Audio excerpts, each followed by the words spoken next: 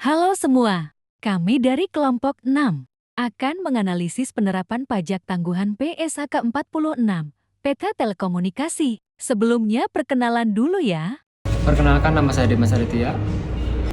Perkenalkan, nama saya Dina Nurjayani. Perkenalkan, nama saya Niar Mestiwati. Perkenalkan, saya Tiara Cindy Fatikasari. Simak video berikut sampai habis ya. Video ini dimulai dengan pertemuan tim untuk berdiskusi dan saling bertukar pikiran.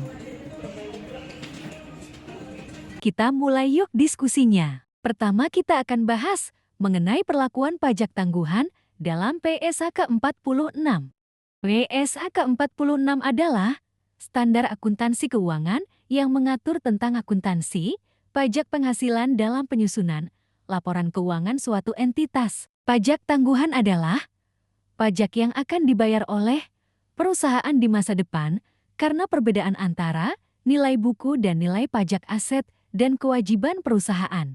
Pengakuan pajak tangguhan mengurangi laba atau rugi karena potensi pengakuan beban dan manfaat pajak tangguhan. Pajak tangguhan dibagi menjadi aset pajak tangguhan dan kewajiban pajak tangguhan. PSAK 46 mengatur bahwa pajak tangguhan harus diakui dan diukur dalam laporan keuangan perusahaan pada periode saat terjadi perubahan dalam nilai pajak tangguhan. Objek penelitian kami adalah laporan keuangan tahunan PT Telkom Indonesia tahun 2021 sampai dengan tahun ke-2022. PT Telkom Indonesia bergerak di bidang teknologi informasi dan komunikasi. PT Telekomunikasi Indonesia Telkom merupakan perusahaan penyelenggara bisnis tinggi. Telecommunication, Information, Media and Entertainment yang terbesar di Indonesia. Manajemen dan pengelolaan pada perusahaan ini telah dilakukan secara terkomputerisasi, namun masih ada kendala yang sering terjadi saat adanya laporan mengenai keadaan infrastruktur di lapangan yang mengalami masalah. Berikut hasil analisis kami terhadap pajak tangguhan PT Telekomunikasi dalam PSAK 46.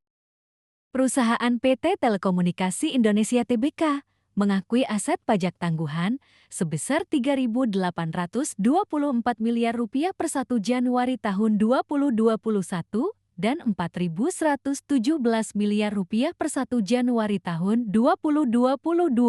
Penghitungan aset pajak tangguhan ini sesuai dengan ketentuan standar PSAK ke-46. Dalam perhitungan laporan keuangan ini, realisasi aset pajak tangguhan bergantung pada kemampuan perusahaan dalam menghasilkan manfaat pajak di masa depan. Perseroan berkeyakinan bahwa besar kemungkinan aset pajak tangguhan akan terrealisasi di masa depan karena penurunan laba pajak. Pada laporan keuangan tanggal 31 Desember tahun 2022 dan 2021, total perbedaan temporer terkait investasi pada entitas anak dan entitas asosiasi untuk liabilitas pajak tangguhan yang belum diakui adalah sebesar Rp23,915 miliar dan Rp25,81 miliar. Dalam laporan keuangan PT Telkom, tercantum bahwa perusahaan ini menetapkan pernyataan standar akuntansi keuangan atau PSAK 46 tentang pajak penghasilan. PSAK 46 mengatur perlakuan akuntansi untuk pajak penghasilan termasuk pengakuan aset dan liabilitas pajak tangguhan. Selain itu, PT Telkom juga melakukan pemungutan, penyetoran, dan pelaporan pajak penghasilan Pasal 22 sebagai wajib pungut BUMN. PPh Pasal 22 adalah pajak yang dipungut oleh bendahara pemerintah termasuk BUMN sehubungan dengan pembayaran atas pembelian barang. Dengan demikian, PPh Pasal 46 tidak berlaku bagi PT Telekomunikasi Indonesia mengingat skala usahanya yang ditetapkan dalam peraturan tersebut. Jadi berdasarkan hasil diskusi kami, kesimpulan yang diambil adalah PT Telekomunikasi Indonesia telah mengakui beban pajak kini dan beban pajak tangguhan. yang tersaji secara terpisah dalam laporan laba rugi dan penghasilan komprehensif. Dengan demikian, kesimpulan terbaik dari hasil penelitian ini adalah PT Telekomunikasi Indonesia telah mematuhi peraturan perpajakan dan standar akuntansi keuangan dalam penyusunan laporan keuangannya. Dari hasil analisis kelompok kami, dalam perhitungan laporan keuangan ini, realisasi dari aset pajak tangguhan tergantung kepada kemampuan PT dalam menghasilkan laba fiskal di masa depan. PT meyakini bahwa kemungkinan besar aset pajak tangguhan tersebut akan terrealisasi melalui pengurangan atas laba fiskal masa depan ketika perbedaan temporer terpulihkan.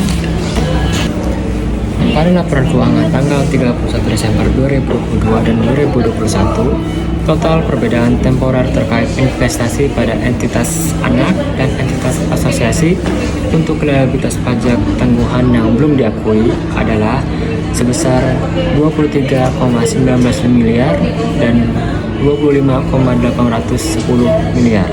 Dalam perhitungan laporan keuangan ini, realisasi aset pajak tangguhan bergantung pada kemampuan perusahaan dalam menghasilkan manfaat pajak di masa depan. Perseroan berkeyakinan bahwa besar kemungkinan aset pajak tangguhan akan terrealisasi di masa depan karena penurunan laba pajak.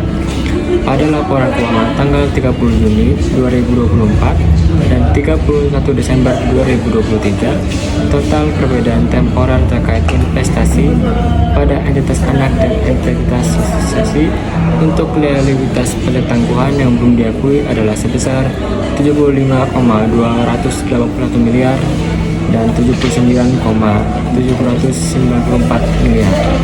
Sekian dari kelompok kami, terima kasih.